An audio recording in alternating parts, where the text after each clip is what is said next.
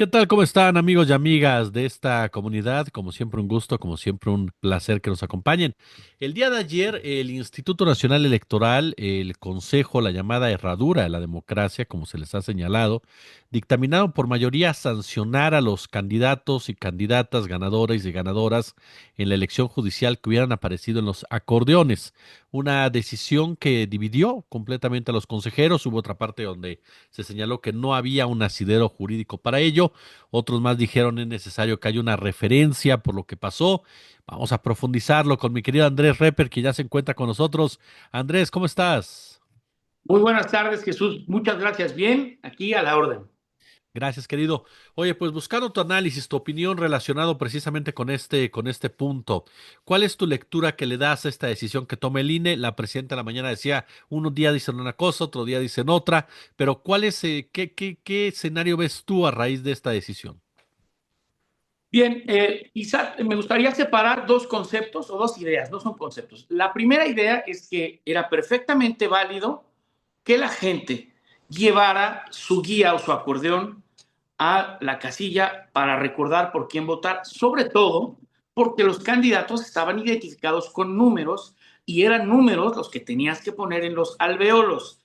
En lugar de haber puesto el nombre del candidato con un espacio en blanco para ponerle la X y optar por esa candidatura, tenías que aprendértelo. Entonces, en un ejercicio didáctico, lógico, que se hace además, por ejemplo, en Estados Unidos, cuando se vota justamente a la judicatura, se hace así y la propia judicatura es la que distribuye los acordeones, ¿no? Acordeones, pues la llamamos coloquialmente en México. Y luego está la otra idea, que es quién repartió o qué órganos o qué partidos o qué instancias distribuyeron los acordeones. Creo que ahí lo que se está sancionando es justamente que al haber, bueno, y tiene que comprobarse además, aquí cuando impugnen estas personas, pues seguramente van a impugnar por la multa, van a poder decir nada más que tienes que individualizar las circunstancias de modo, tiempo y lugar en las que conste que hubo un tercero entregándole un acordeón a una persona e indicándole por quién votar. Porque yo te platico qué pasó en Tamaulipas. En Tamaulipas, donde yo no gané, por cierto, tuve 100,000 votos, y quien ganó tuvo 109,000 votos. Había un simulador del INE y otro del Instituto Electoral de Tamaulipas que incluía también el simulador del INE, pero no lo podías imprimir. Alguien hubiera podido decir, pues yo imprimo la pantalla, ¿no? O sea, mando esa pantalla a imprimir y ya no existía la posibilidad de imprimir. La Universidad Autónoma de Tamaulipas hizo su propio simulador basándose en los de ellos, pero con la posibilidad de que lo imprimieras. Esto no está prohibido. Creo que lo que se está sancionando es cuando existe la evidencia de que una entidad, sea una persona física o moral, haya distribuido esos acordeones que se convierten en propaganda. Y sobre todo, si esos acordeones se distribuyen, por ejemplo, en las filas de votación, si es perfectamente visible que de repente en un lugar se están repartiendo acordeones, se supone que la votación es libre y secreta. Y al ser libre, quiere decir que el ciudadano pues, tiene que hacer su propio análisis y no puede estar recibiendo línea de un tercero para llevar a cabo su votación. Ahora, si pensemos que personas que simpatizan con la 4T publicaron en redes su acordeón, como yo mismo publiqué el mío, otras personas publicaron el suyo, o sea, yo voy a votar por esto, ¿no? Es una declaración como cuando dices yo voy a votar Morena, yo voy a votar PRI, yo voy a votar PAN, etcétera. Y mucha gente lo pudo haber, pues, copiado. Por ejemplo, yo me acuerdo que Fabricio Mejía, en una columna, dijo por quién iba a votar y yo coincidí con él en la mayoría de sus preferencias. De hecho, basé algunas de mis decisiones en esa descripción que hizo Fabricio, también a Lina Duarte, etcétera. Pero de ahí a que se haya distribuido, yo siento que sí hay una eh, indebida suma o aportación a las candidaturas de estas personas, que no es grave, ¿eh? O sea, es simplemente una propaganda indebida y ayer decían en 1,600, no, 16,000 casillas o 1,600 casillas, se demostró que los acordeones fueron los que hicieron ganar a las personas. No, lo que se demuestra en esas 1,600 casillas es que la gente decidió no ir a votar. y los votos que salieron fueron de la gente que sí acudió, y muchos de ellos, o algunos de ellos llevaban su acordeón, y por eso salió la votación en ese sentido, porque la derecha le hizo vacío y la oposición en general le hizo vacío a la elección. Entonces, de ninguna manera la invalida, de ninguna manera anula la elección, y sí, en aquellos casos donde se haya comprobado que sí se distribuyó, los candidatos que hubiesen ganado recibieron un beneficio indebido, pero lo que corresponde a ellos, y espero que lo hayan hecho en su momento, pues o lo hagan ahora. Pues yo no tuve nada que ver, yo me deslindé de ese tema, y en todo caso, pues que el INE les impondrá una multa, ellos podrán impugnar, y el Tribunal Electoral definirá qué tanto son responsables. Y aquí viene la parte de la responsabilidad activa y la responsabilidad pasiva. Ellos son responsables pasivos por haber recibido ese beneficio, pero si ellos no son responsables de él, pues entonces, ¿qué tanto tienes derecho a sancionarlos?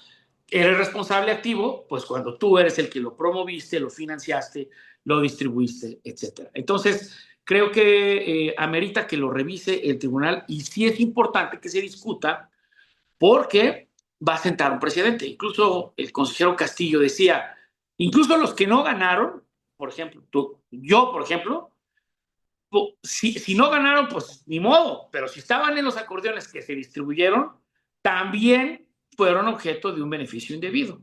Yo creo que no, porque además no se demuestra justamente porque no ganaste, ¿no?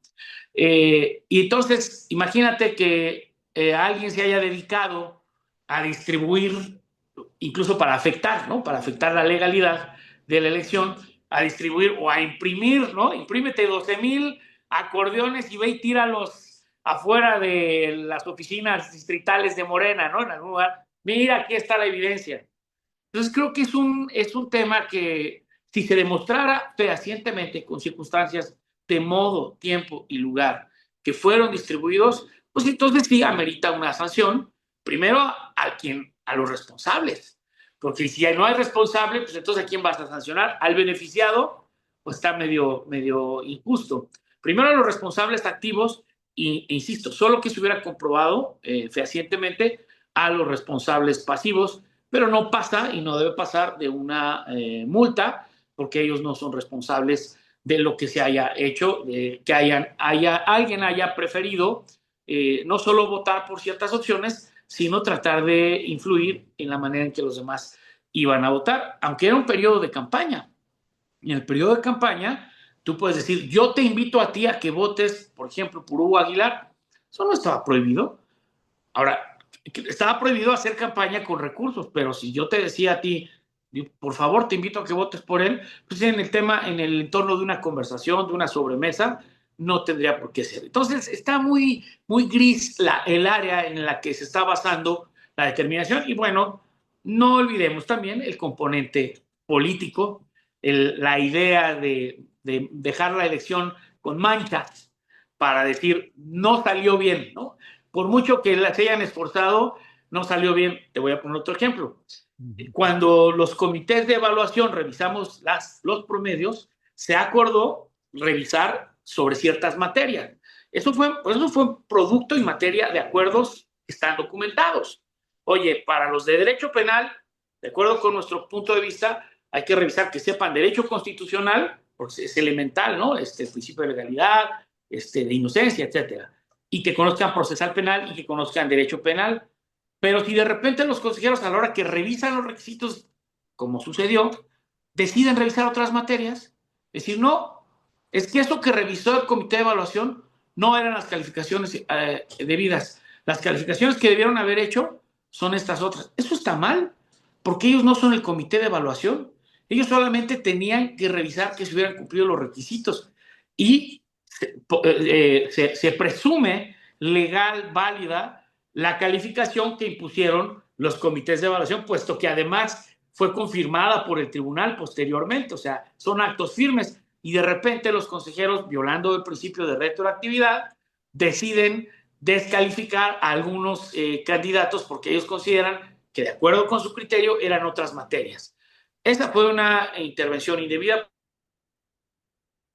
ya. Entonces, lo digo solamente para matizar y para acentuar el tema de que también había un componente de descalificación por parte de ciertos consejeros en el Consejo General, que lo fueron demostrando desde un principio y hasta el final de que se implementó este ejercicio.